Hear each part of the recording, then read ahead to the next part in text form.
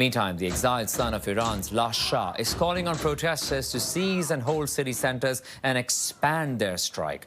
In a social media post, US-based Reza Pahlavi said, "The goal of the anti-government protests should no longer just be to take to the streets." He's calling on employees in key economic sectors like transportation and energy to begin a nationwide strike. On social media, meantime, Prime Minister Carney says reports of the Iranian regime using violence on its own people are concerning, and Canada condemns the killing of protesters. He's urging Iran to allow for freedom of expression and peaceful assembly without fear of reprisal.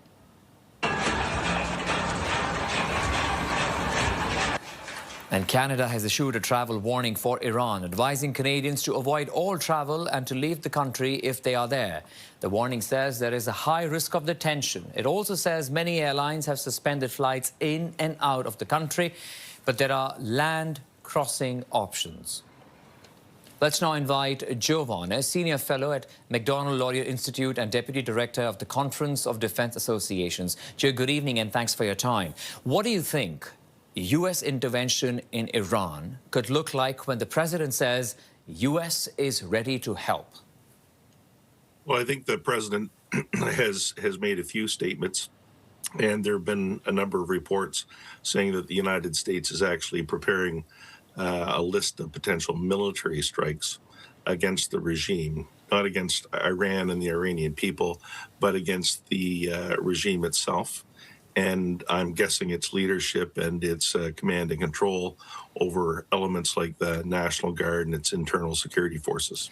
And what do you think could be the consequences if the U.S. were to take such an action? Consequences for the region, for the country, and overseas? Well, it certainly means that what right now is isolated to Iran would allow and give the Iranian regime further reason to lash out. Now, regimes that are under pressure like this, that are in a civil war or serious civil unrest situation, have a tendency to lash out anyway. And I would think that if the United States did strike Iran, that Iran would certainly strike Israel and probably U.S. forces in the region. And the Iranians have said that they're actually considering preemptive military strikes. You've also written saying that Iran is not collapsing, but it's becoming more dangerous. Can you please elaborate? Yeah, what I meant by that was that right now, the Iranian regime still controls the security ministries, still has control of its military and the elements that keep it in power. Those elements, though, now are under great stress. And what you're seeing in the Iranian population is widespread protests.